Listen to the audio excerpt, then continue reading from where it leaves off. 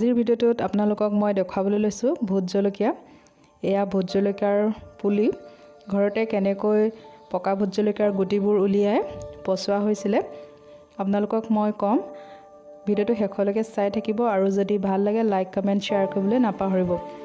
একেলগে বহুত আছে, এয়া চাওক, গিলাচত ৰখা হৈছে আৰু কিছুমান বটলত।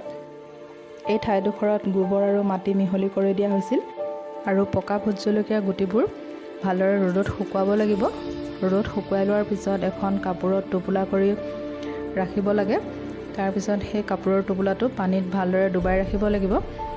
পাছদিনাখন ইয়াতে গোবৰ আৰু মাটি মিহলি কৰা আছে, গুটিবোৰ ছটিয়াই দিয়া হৈছিল আৰু কেইদিনমানৰ কাৰণে ইয়াত ৰ'দো পৰিবলৈ দিব লাগিব আৰু ওপৰত এখন কাপোৰ নাইবা টিনপাত দি ৰাখিব পাৰে, তেতিয়া বৰষুণত যাতে গুটিবোৰ আঁতৰি নাযায়।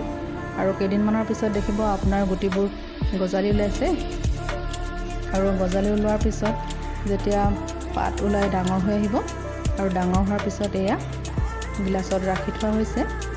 বহুত আছে একেলগে,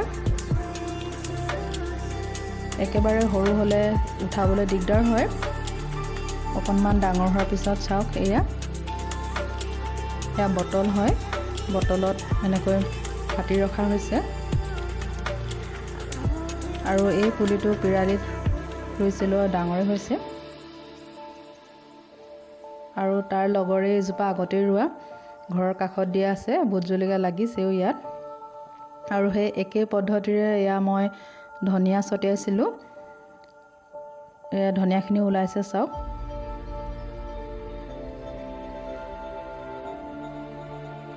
আৰু লগতে এজোপা দেখুৱাই দিছোঁ, এয়া কণ জলকীয়া, ভোট জলকীয়া বুলিও কয় বহুতে। বহুত লাগিছে এই গছজোপাত।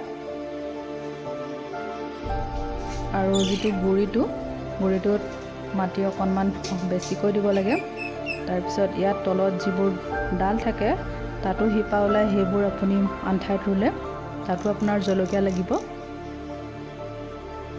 দেখিছেনে? এয়া প্ৰিয় দৰ্শকসকল, ইমানেই আছিল আজিৰ ভিডিঅ'টো। শেষলৈকে চোৱাৰ বাবে বহুত বহুত ধন্যবাদ।